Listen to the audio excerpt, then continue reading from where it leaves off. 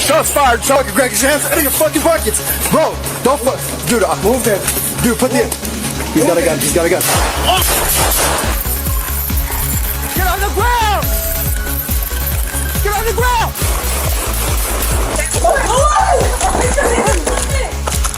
Oh my God! It's going to hurt!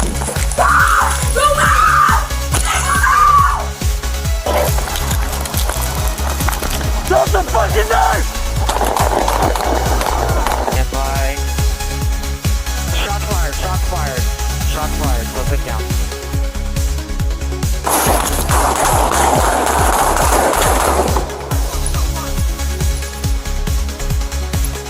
Drop the gun!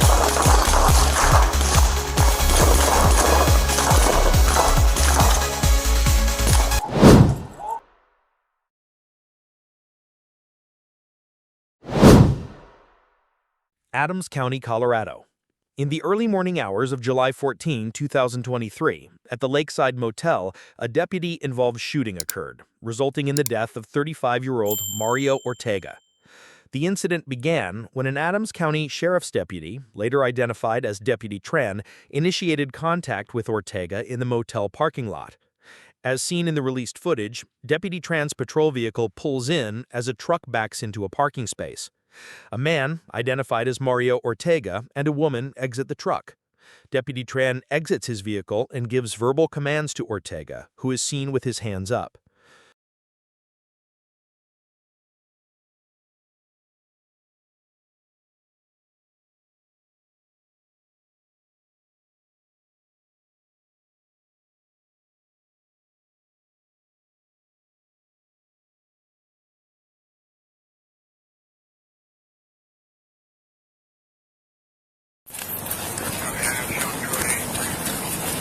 Let me see your fucking hands. Let me see your hands. Get on the ground. Get on the fucking ground. Get on the fucking ground. I'm gonna tell you one fucking time, bro. Get on the ground. Get on the fucking ground. I'm gonna punch you in the bro. Get on the fucking ground. The situation quickly escalates as the deputy repeatedly orders Ortega to get on the ground. Less than a minute after the deputy's arrival, Ortega retrieves a handgun. As Ortega moves away from the deputy, he raises the weapon to his own head. In a rapid sequence of events, Deputy Tran fires his service weapon multiple times, striking Ortega, who then falls to the ground.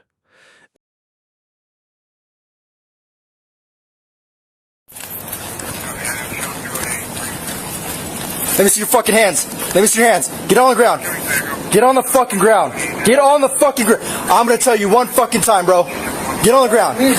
Get on the fucking ground. I'm gonna punch you in the bro. Get on the fucking ground. Get on the fucking ground. Get your hands out of your fucking buckets, bro. Don't fuck, dude. Move that. Dude, put the. He's got a gun. He's got a gun. 271. Shots fired. Shots fired. Shots fired. Let me see your hands. Let me see your hands.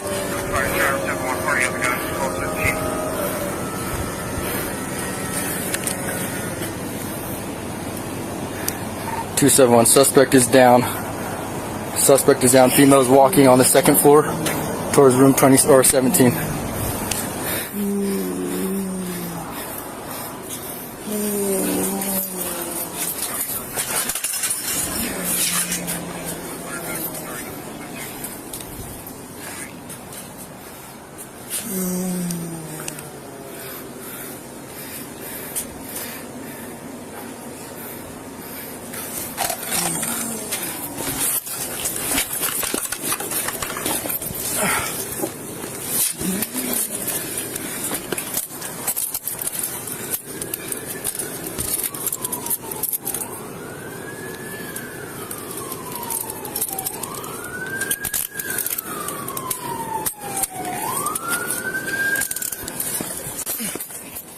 Immediately following the shooting, Deputy Tran and other responding officers began life-saving measures on Ortega, who was then transported to a local hospital where he was later pronounced dead. The 17th Judicial District Critical Incident Response Team conducted a thorough investigation into the shooting. The investigation's findings, detailed in a decision letter from the district attorney's office, concluded that Deputy Tran was justified in his use of force. The letter states that Ortega presented a clear and imminent threat by drawing a handgun, leading the deputy to reasonably believe that his life and the lives of others were in danger. Toxicology reports later revealed that Ortega was under the influence of methamphetamine and fentanyl at the time of the incident. This incident highlights the unpredictable and rapidly evolving nature of law enforcement encounters. For police and public safety, it underscores the inherent dangers deputies face and the split-second decisions they must make in high-stress situations. The self-initiated nature of the contact without a prior call for service also brings to light the proactive policing that can lead to unforeseen and tragic outcomes. A key lesson from this event is the critical importance of de-escalation techniques, although the brief time frame of this encounter presented a significant challenge to their application. It also emphasizes the impact of substance abuse on individuals' behavior and their interactions with law enforcement. For the public, this incident serves as a stark reminder of the potential consequences of non-compliance with lawful orders from police officers, especially when a weapon is involved. The release of body camera and surveillance footage, along with the detailed report from the district attorney's office, demonstrates a commitment to transparency, which is vital for maintaining public trust in the aftermath of such critical incidents. Albuquerque, New Mexico, February 20th, 2021, approximately 3:30 p.m. On a clear afternoon, what began as a response to a man obstructing traffic escalated into a fatal officer-involved shooting. The incident, captured on multiple body cameras, unfolded near the intersection of San Mateo and Candelaria. The video begins with Albuquerque Police Department, APD, Officer T.J. Deautomobilis arriving on the scene. He and his partner, Officer George, were responding to calls about a man walking in the middle of the street, impeding vehicles, and armed with a knife. The officers locate the individual, later identified as 59-year-old Valente Gallegos, walking southbound in the northbound lanes of traffic. For nearly 2 minutes, the officers follow Mr. Gallegos, repeatedly issuing commands for him to get out of the roadway and drop the knife he is holding. Their orders are clear and persistent. "Hey, stop walking, police department." And, "Sir, you need to get out of the road." Despite the warnings and the clear danger to himself and motorists, Gallegos ignores their instructions and continues his slow procession down the street. The officers can be heard trying to de-escalate, warning him that less lethal options may be used, with one officer stating, "You're gonna get tased if you get out of the road." As the situation grows more tense, their focus shifts entirely to the weapon in his hand. "Drop the knife, drop it," they command multiple times.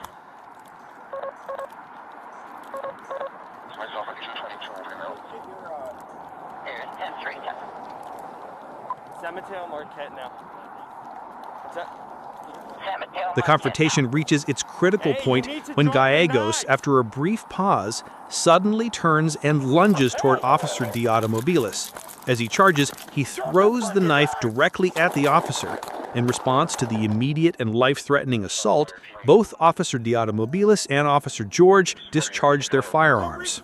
Gallegos was struck and fell to the ground. In the immediate aftermath, officers secure the scene and call for emergency medical services. Officer Deautomobilis reports over the radio that he was struck in the arm by the thrown knife. Fortunately, he was not seriously injured. Mr. Gallegos was transported to a local hospital, where he later died from his injuries. This incident highlights the significant dangers police officers face and the split-second decisions they must make when confronted with an armed and non-compliant individual. For the public, it serves as a sobering reminder of the potential consequences of failing to follow lawful police orders, particularly when a weapon is involved. Encounters like these often lead to reviews of police training, focusing on de-escalation tactics and the use of force continuum. A primary lesson from such events is the critical need for effective responses to individuals experiencing mental health crises, while also ensuring the safety of officers and the community when a situation turns violent. It's right there. It's right here. Thank you.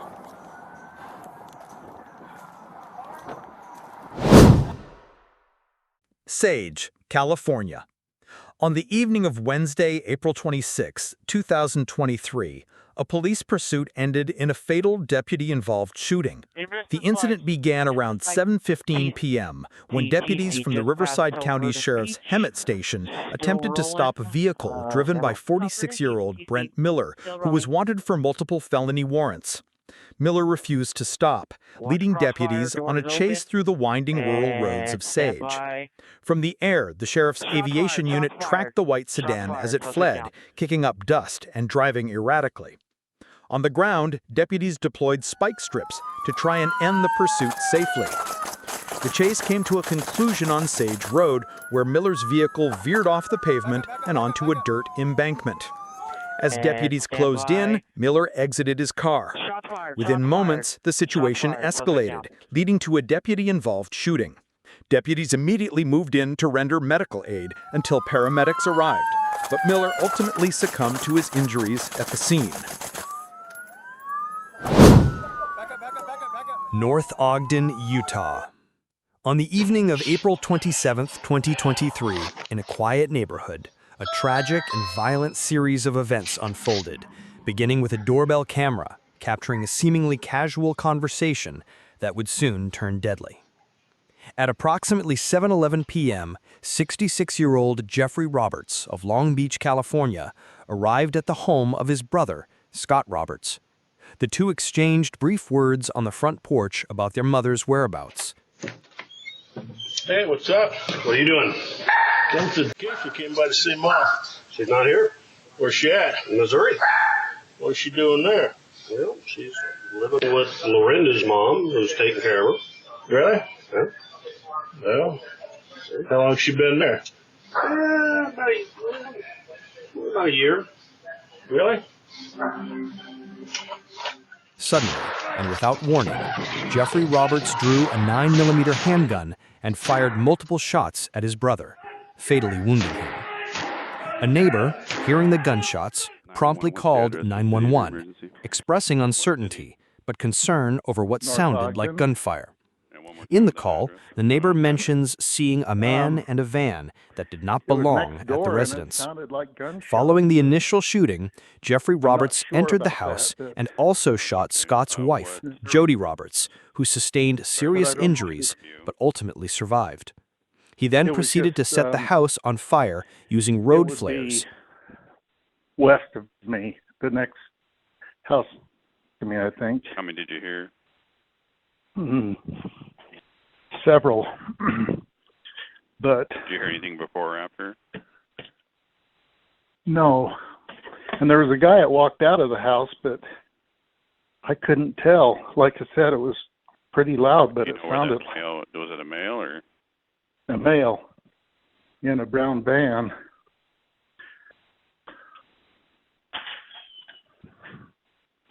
Let me see. Went to a brown van. Did he leave in the van or? No, he's still there, but it must not be. I don't know if it was gunshots. Maybe. That's okay. We can always check the area just to make sure. Do you live in a house or an apartment? I live in a house. And what's your name for just for our records? Okay. Do you know if that male lives there or? No. No, I've never seen the van, but it looks like it's a work van, so I don't know. That's what I'm saying. Now I'm questioning myself, but it sounded like gunshot. But anyway, if they could Gotcha. at least come and check Do you have it any out. description on that male? Did you see any weapons on him at all? I didn't. I mean, he was carrying Alcohol that you're something in aware his right. Huh? Are you aware of just any drugs or alcohol with him, just for officer safety? No. Do you have any description of him, like rough age, race, anything like that? He looks like he's in his maybe late 50s.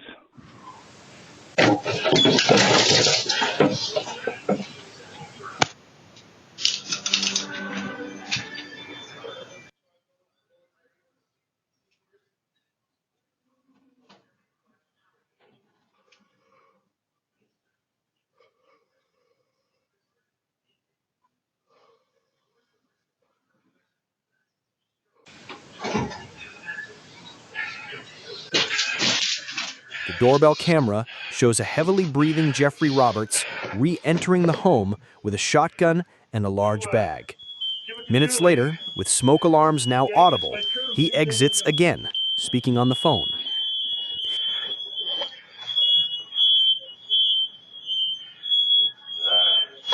What else do I got here? Oh, go to my garage and get your shit out of my garage ASAP.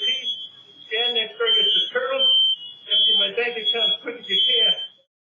As the first North Ogden police officers arrived on the scene, they were met with immediate gunfire from Jeffrey Roberts. One officer took cover behind a stone mailbox pillar, which was struck by several of Roberts' shots. The initial exchange was not fully captured on body camera, as the officers were under immediate threat. The home's doorbell camera, however, captured the final, intense shootout. Jeffrey Roberts emerged from the smoke-filled doorway, firing his handgun at the 3 responding officers, who returned fire. Roberts was struck multiple times and fell to the ground.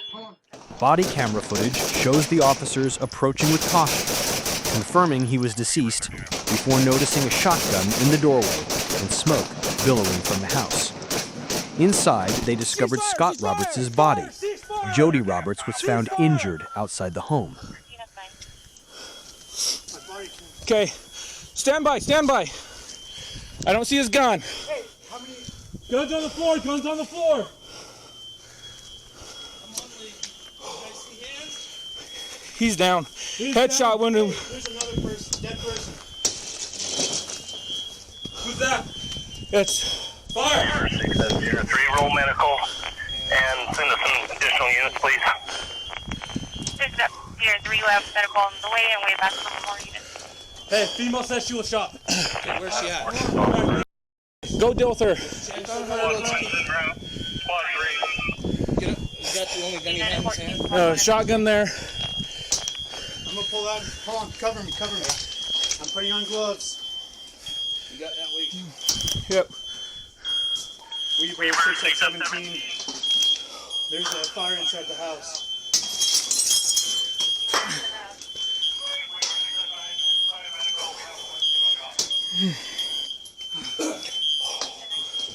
I don't think we can go inside with this smoke.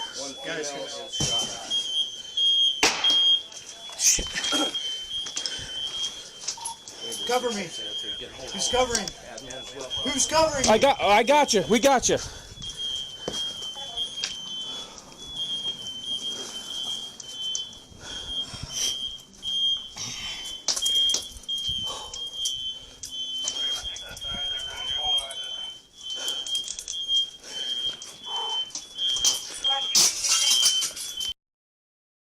Get some details of who else is inside. Investigators later found that Jeffrey Roberts was heavily armed, possessing a 9mm handgun, a 12-gauge shotgun, 23 fully loaded handgun magazines, and over 150 shotgun shells. The motive for this tragic incident appears to stem from a long-standing family dispute over an estate. This incident serves as a stark reminder of the unpredictable and highly dangerous situations law enforcement officers can face.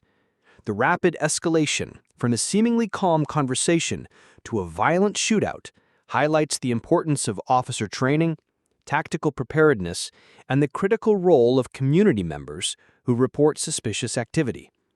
For public safety, it underscores the devastating impact of familial disputes escalating to violence and the importance of seeking peaceful resolutions to conflict. The actions of the neighbor who called 911, despite their uncertainty, were crucial in initiating a police response and preventing further harm. Pasco County, Florida, on June 23, 2016, a high-speed chase involving a white Ford Mustang and deputies from the Pasco County Sheriff's Office unfolded on U.S. Highway 19. The driver of the Mustang was later identified as 52-year-old Calvin Wallace. The pursuit began in the morning as deputies attempted to pull over Wallace. Refusing to comply, he led them on a dangerous chase through traffic. Dashcam footage from one of the pursuing patrol cars captures the intensity of the situation as the Mustang weaves through civilian vehicles, narrowly avoiding collisions.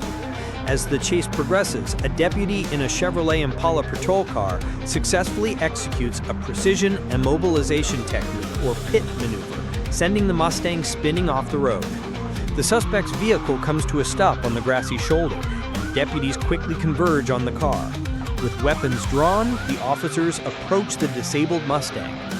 One deputy uses his baton to shatter the driver's side window to gain access to the suspect.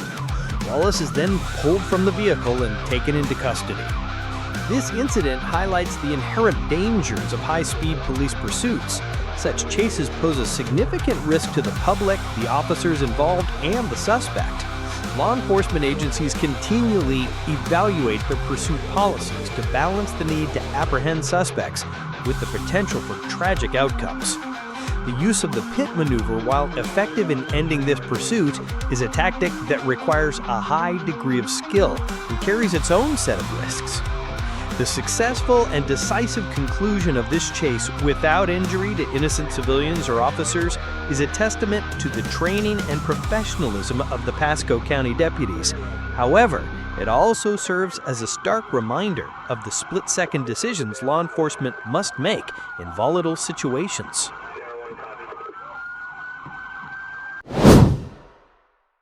San Diego, California, in the City Heights neighborhood, on November 13, 2023.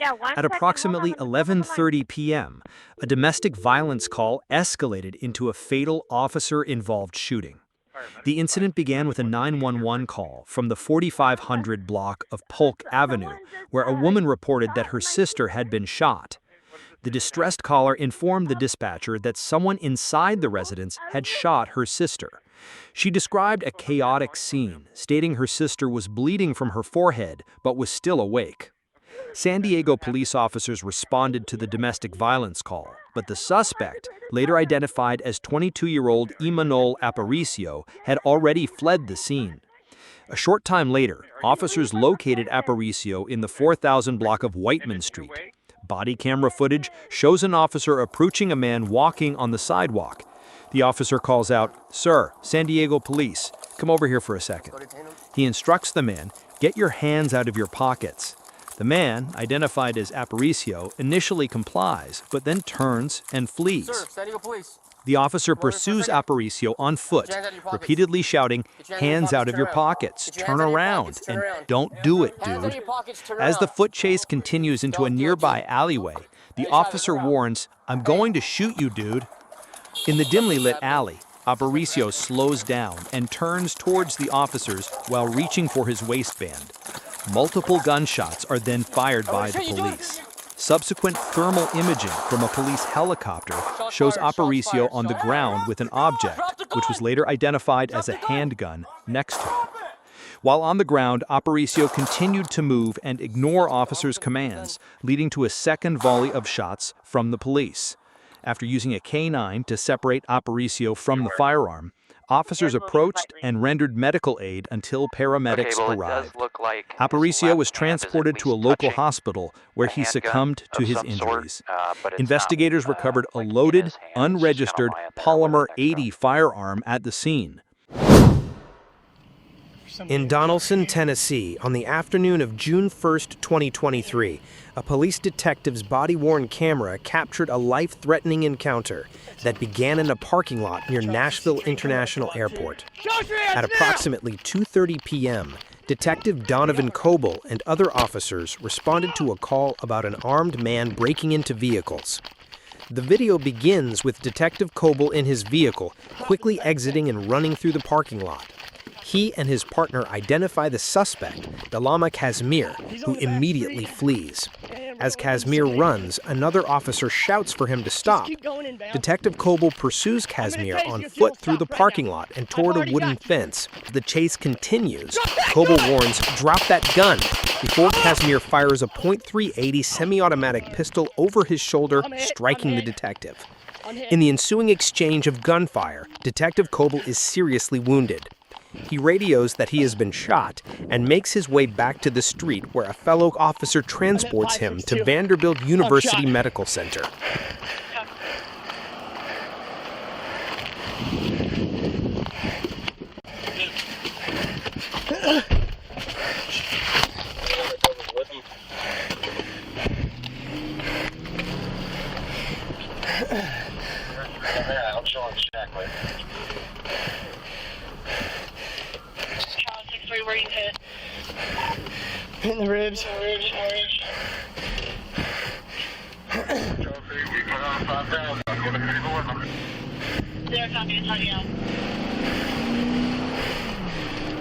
Charles 62, I think Charles 62. I shot him, I think.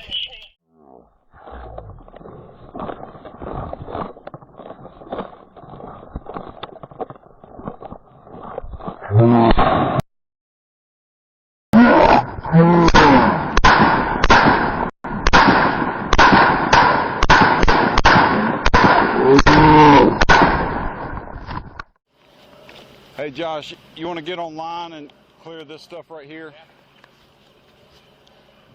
Following the shooting, a search for Casimir was initiated by Hermitage Precinct and SWAT officers.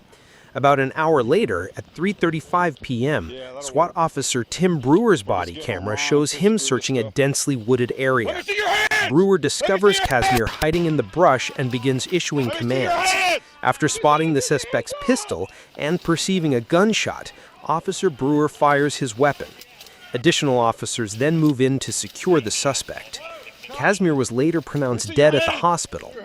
This incident highlights the inherent dangers police officers face and the split-second decisions they must make in volatile situations. It underscores the importance of interdepartmental cooperation, as evidenced by the coordinated response of precinct officers and the SWAT team. For public safety, it serves as a stark reminder of the risks associated with armed individuals and the potential for violence to erupt in seemingly ordinary locations.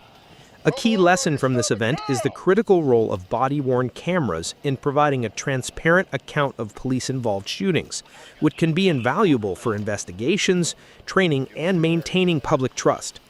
The footage demonstrates the rapid escalation of a routine call into a violent confrontation, emphasizing the need for continuous and rigorous training in tactical response and de-escalation techniques for law enforcement. Give me the other hand. Give me the other hand. Give me the other hand behind the back, now! Put it behind your...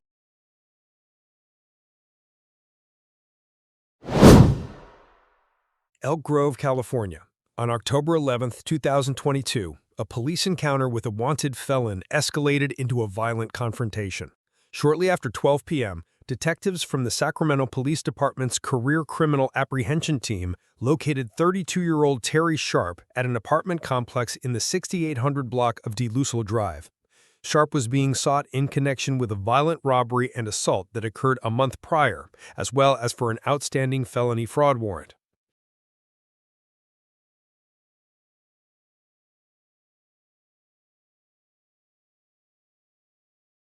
After locating Terry Sharp in the Elk Grove apartment complex parking lot, the plainclothes detectives, now wearing marked ballistic vests, exit their unmarked vehicles to make the arrest.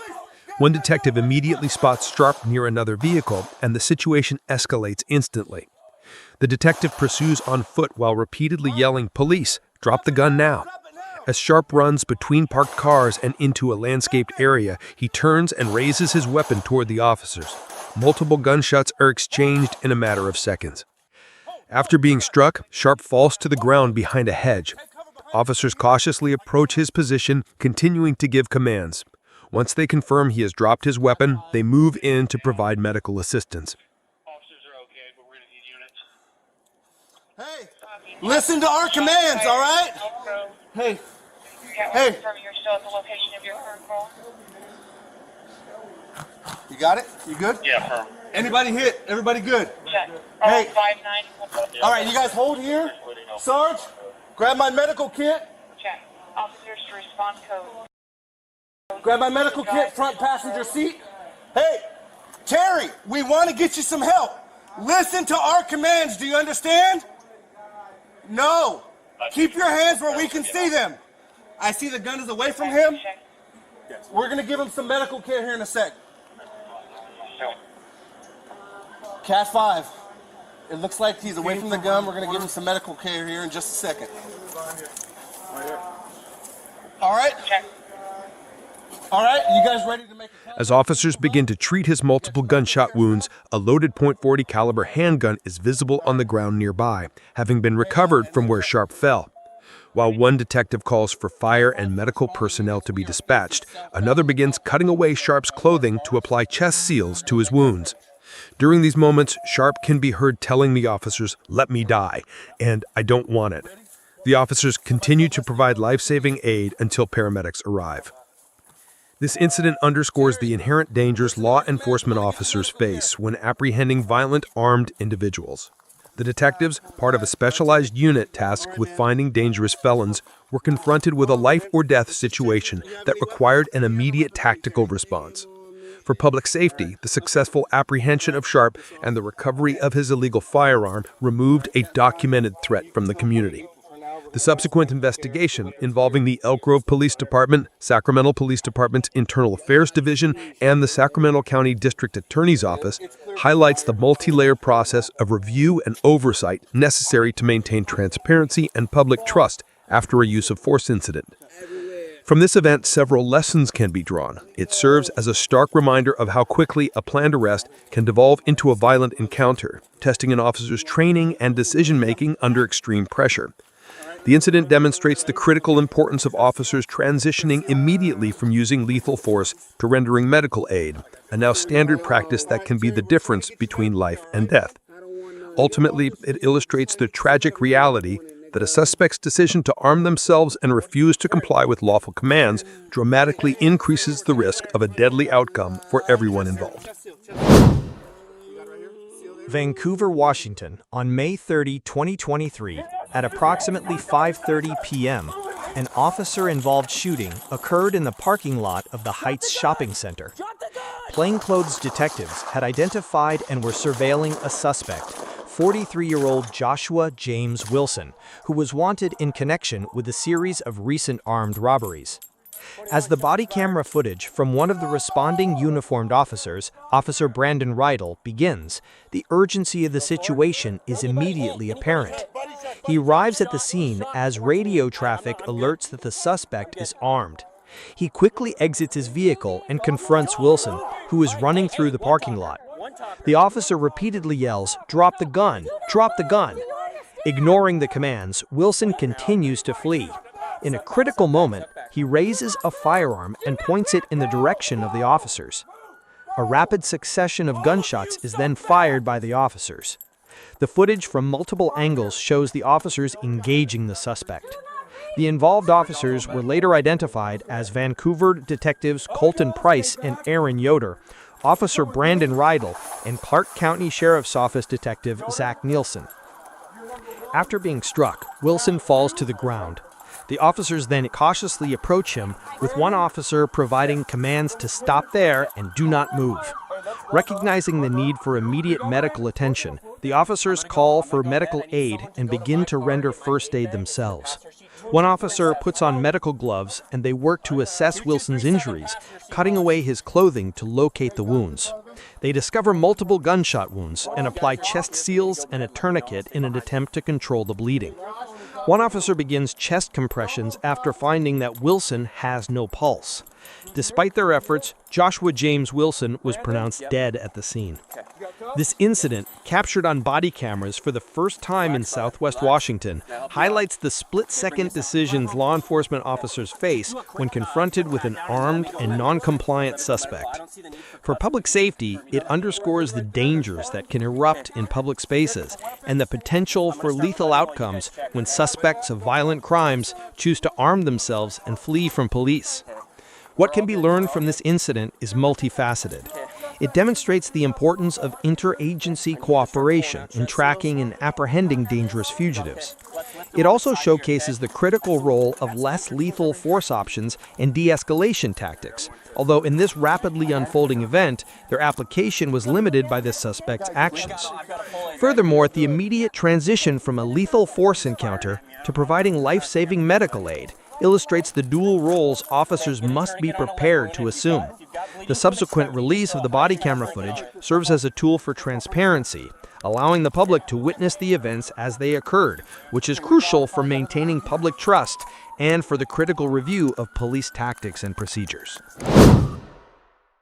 San Diego, California.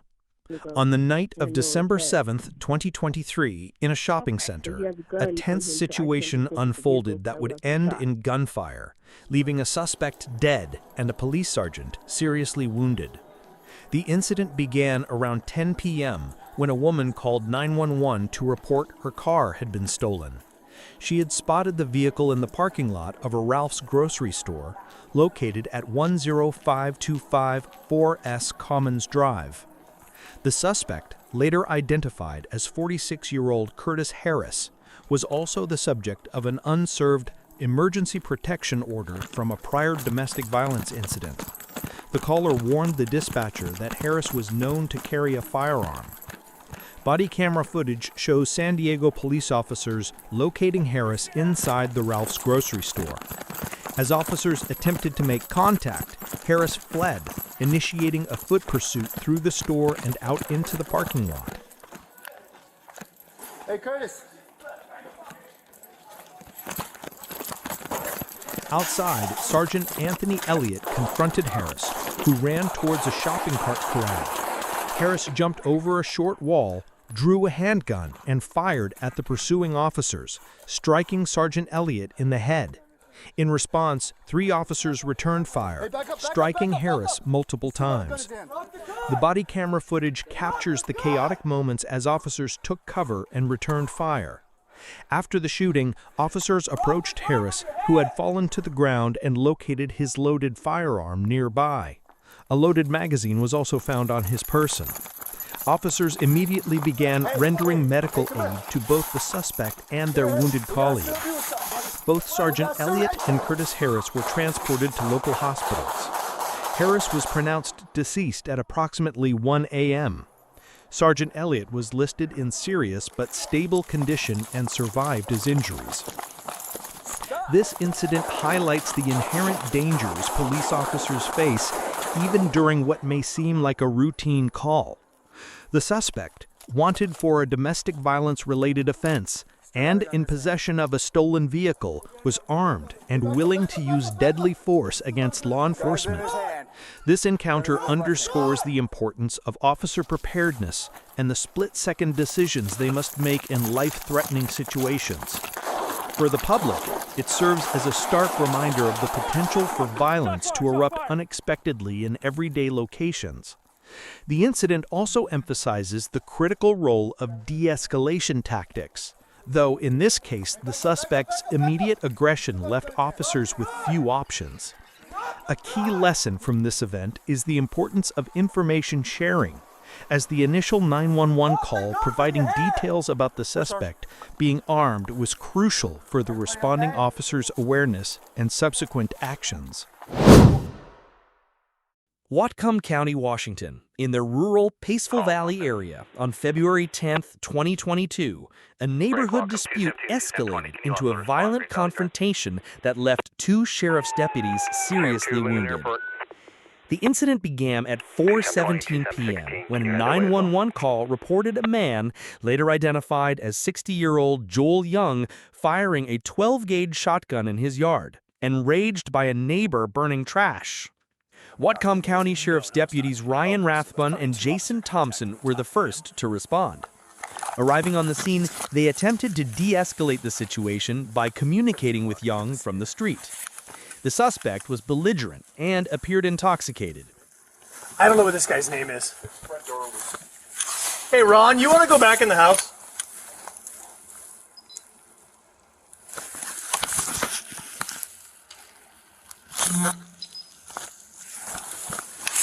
Negative. Why don't you give us the air again? The offending party is coming and going from the door yelling. I don't want to order him out till we get another person. Hey, sir! Hey, you want to shoot? No, it's the sheriff's office. Why don't you come out with your hands empty and talk to us? That's my dick.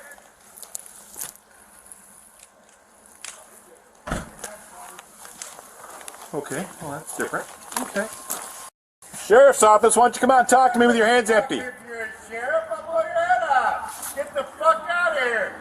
Tell these people to put the goddamn smoke down. Take a ride on the wild side. The situation rapidly deteriorated at 4:40 p.m. as Young threatened, quote, "I'll fucking chop you up in little pieces," close quote. He then emerged from his home with a shotgun. Deputies commanded him to drop the weapon, but Young opened fire. The body cam footage captures the harrowing moments that followed. 7-4 walking. You dropping it? Nope. He's back in house. PC for at least 2 counts of felony harassment. I don't know that he pointed the gun at him, but we got PC, so. Yeah, he's still yelling at us. And felony PC.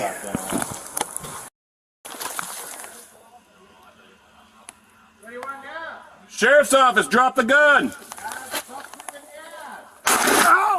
Deputy Thompson was struck in the head and fell to the ground. As Deputy Rathbun moved to check on his partner, he too was shot in the head. Despite his grievous injury, Deputy Rathbun returned fire. Concurrently, a civilian neighbor engaged the suspect with a handgun, providing crucial cover that allowed the deputies to retreat into a nearby garage. We have 2 officers hit in the head. Inside the garage, the wounded deputies rendered aid to one another. Both were conscious but seriously injured. Deputy Thompson noted he was losing vision in his left eye. They communicated the urgent need for medical assistance and for additional units to secure the scene. In an act of incredible resilience, the deputies coordinated their own evacuation. Deputy Rathbun provided cover fire as Deputy Thompson moved their patrol vehicle into a safer position to facilitate their escape. They informed dispatch of their plan to meet paramedics at a nearby fire hall.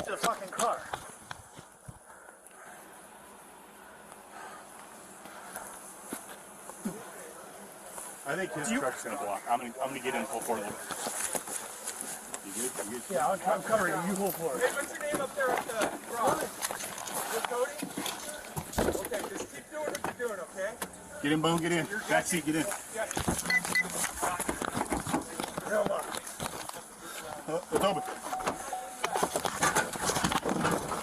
Roll the window down.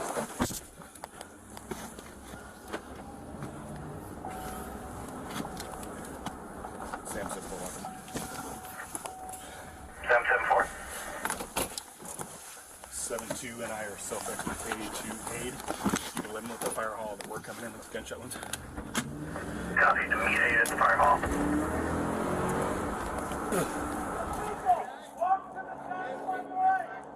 With the arrival of more law enforcement, including a SWAT team, a perimeter was established. At 6:02 p.m., Joel Young surrendered to authorities without further incident. He was subsequently arrested and faced multiple charges, including 2 counts of attempted first-degree murder. The shooting had a profound impact on the deputies and the community. Both Deputy Rathbun and Deputy Thompson survived, but faced a long and difficult recovery from their head wounds, including significant vision loss and PTSD. Both men, with nearly 30 years of combined service, eventually retired from law enforcement as a result of their injuries. The incident serves as a stark reminder of the dangers law enforcement officers face and the split-second decisions that can mean the difference between life and death. The courageous actions of the deputies who stayed in the fight despite being critically wounded and the intervention of an armed civilian highlighted the importance of training, resilience, and community willingness to assist in a crisis. The deputies later received the Medal of Honor for their bravery. Joel Young was found guilty and sentenced to 40 years in prison for the attempted murders. Fort Collins, Colorado. In a quiet neighborhood, a tense and ultimately tragic encounter unfolded on the evening of July 1, 2017. Body camera footage captures the final moments of 19-year-old Jeremy Holmes' life in a confrontation with police. The incident began after Holmes' mother, Susan, made a desperate 911 call, reporting that her son was suicidal, armed with a large knife, and threatening to kill his brother and sister-in-law. She also warned the dispatcher that her son intended to provoke police into a fatal confrontation, stating he was going to charge the police so he will die today. Colorado State University Police Corporal Phil Morris was the first to locate Holmes walking on the street. Don't move!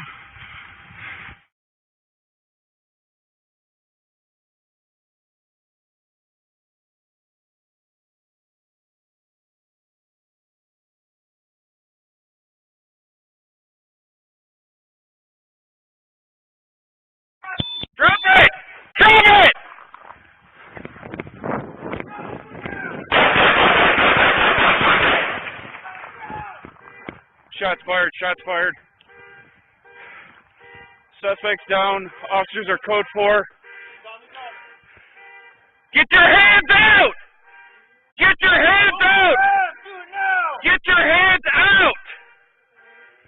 Get your hands out!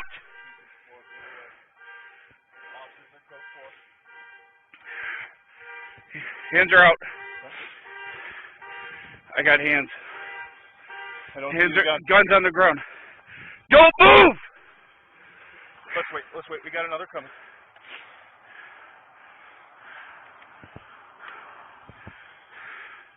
I'm holding the house. Stay on him. Wait for the cover, dude. Just slow down. Don't move! Don't move! A total of 6 shots were fired, all of which struck Holmes, who fell to the ground at the officer's feet. He was transported to a local hospital where he was pronounced dead. An investigation by the Larimer County District Attorney's Office later cleared both officers of any wrongdoing, concluding that they acted in self-defense. This incident highlights the immense challenges law enforcement officers face when encountering individuals in a mental health crisis, particularly when they are armed and expressing suicidal intentions. It underscores the rapid life-or-death decisions officers are forced to make in volatile situations. For the public and law enforcement agencies, this tragic event serves as a stark reminder of the need for improved mental health resources and continued training for officers in crisis intervention and de-escalation techniques. The hope is that through a better understanding of such incidents, similar tragedies can be prevented in the future.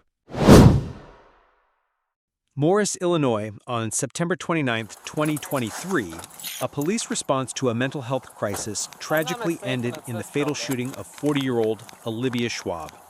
The incident began when Morris police officers Nick Panpanella and Casey Price were dispatched to an apartment complex on Ann Lane after Schwab's mental health counselors called 911, reporting she was suicidal and threatening to harm herself with a knife. Body camera footage shows the officers arriving at the apartment complex's parking lot. As they approach the building, Officer Panpanella can be heard instructing Officer Price, "You go non-lethal." Shortly after, Olivia Schwab emerges from her first-floor apartment, holding a cell phone to her ear with her right hand and a knife in her left hand, pointed downwards. She was on the phone with a crisis hotline at the time. The officers immediately begin giving her commands. Officer Panpanella repeatedly yells, "Miss, drop the knife," and "Stop coming towards me." Schwab, however, continues to walk from the sidewalk into the parking lot, moving in the direction of Officer Panpanella, who is backpedaling to maintain distance. As the distance closes, the situation escalates. Officer Panpanella warns, "Stop where you are, miss. Stop where you are. Drop the knife." He then shouts to his partner, "Casey, taser." Officer Price appears to reach for her taser but does not deploy it as Schwab continues to advance. Within seconds of his command to use the taser, and as Schwab begins to move more quickly towards him, Officer Panpanella fires his handgun multiple times, striking Schwab, who then falls to the ground. Miss, drop the knife. Drop the knife. Stop moving. Stop moving. Stop coming towards me. Stop where you are, miss. Stop where you are. Drop the knife. Drop the knife. Drop the knife, miss. The incident has had a profound effect on both the community and law enforcement. The Grundy County State's Attorney later ruled the shooting was justified, stating that Olivia Schwab was in a psychotic suicidal state of mind and aggressively attacked police, ignoring all commands to stop and drop the weapon. However, Schwab's family has filed a wrongful death lawsuit, alleging the officers used excessive force and that the knife was held in a non-threatening manner. This tragic event highlights the complex and dangerous challenges officers face when responding to individuals in a mental health crisis. It raises critical questions about de-escalation tactics, the appropriate use of less lethal force, and the need for specialized training for law enforcement in dealing with mental health emergencies. The different perspectives on the incident underscore the ongoing national conversation about police accountability and the search for better ways to respond to such volatile situations to prevent loss of life. What can be learned from this incident is the critical importance of effective communication and the immediate deployment of less lethal options when feasible, as well as the need for continued investment in co-responder models where mental health professionals work alongside police. Albuquerque, New Mexico. On May 19, 2023, a confrontation between police and a man in crisis ended in a fatal shooting. The incident, which began as a call for a suicidal individual, escalated when 42-year-old David Geyer confronted officers with a homemade spear. The events unfolded at an apartment complex at 2525 Tingley Drive, Southwest.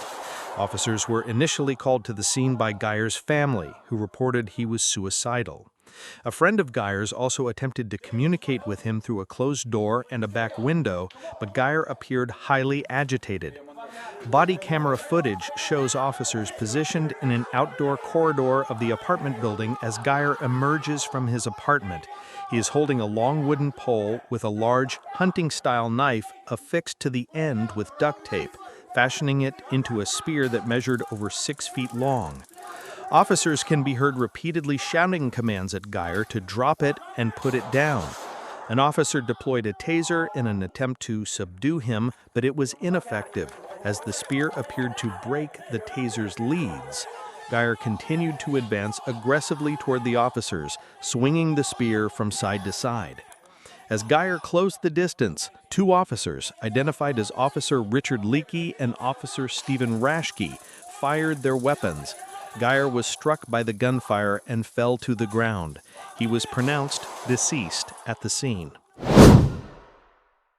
Glendale, Wisconsin.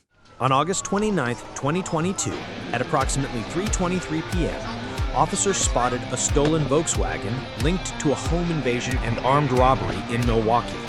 This initiated a pursuit that would involve multiple police departments and wind through city streets and a park. The suspects in the vehicle were later identified as a 35-year-old woman, an 18-year-old woman, a 16-year-old boy, and a 14-year-old boy, all residents of Milwaukee. The chase begins on North Port Washington Road, with the stolen white Volkswagen weaving through traffic. The pursuing officer communicates the suspect vehicle's movements, noting it is southbound, blew a red light. As the chase intensifies, the suspect's vehicle narrowly avoids other cars and drives through a construction zone. An officer reports that spike strips were successfully deployed and the vehicle has lost a tire, but the driver continues to flee. The pursuit continues with the Volkswagen driving erratically, at times on the wrong side of the road.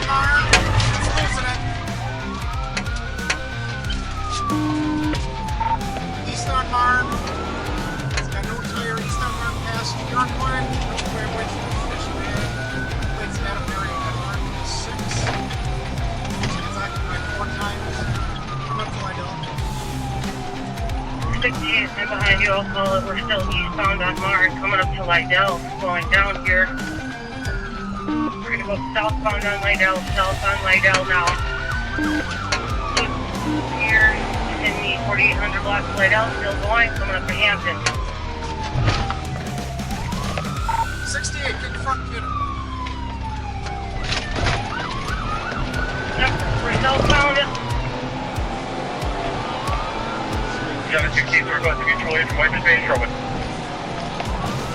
We're southbound on Esterbrook Parkway, southbound on Esterbrook Parkway. We're passing the soccer fields now. Speeds are 60. There's no pedestrian traffic. Medium traffic here. They are taking lead. Alright, I'll call it. We're southbound. Speeds are 35. 60 lead, so 5th is doing it here. Traffic. On the way, we'll be at Capital. Alright, still, here comes the pit, and off the road into the park, and that should be bailing here.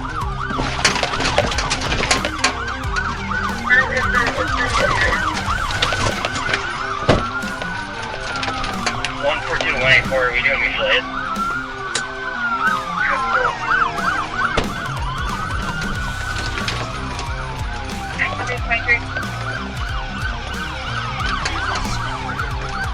Right there.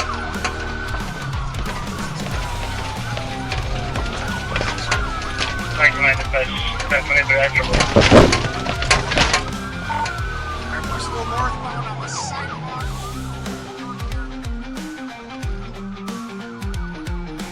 Officers follow the damaged vehicle as it loses its rear bumper and continues to travel on rims. The chase leads them into Estabrook Park, where the driver travels off-road and onto grassy areas. In a coordinated effort, another police vehicle performs a pit maneuver, causing the suspect's car to spin out. Officers quickly surround the vehicle with guns drawn, taking the 4 occupants into custody. The dramatic conclusion to the chase highlights the dangers of fleeing from law enforcement and the coordinated efforts required to apprehend suspects involved in violent crimes. This incident underscores the significant risks that police pursuits pose to public safety, including other drivers and pedestrians. The suspect's reckless disregard for traffic laws and public spaces could have resulted in serious injuries or fatalities. For law enforcement, it demonstrates the importance of interagency cooperation and the effective use of tactics like spike strips and pit maneuvers to end dangerous situations. Join us next time for more thrilling action and non-stop excitement. Hit the subscribe button and stay tuned. We are just getting started.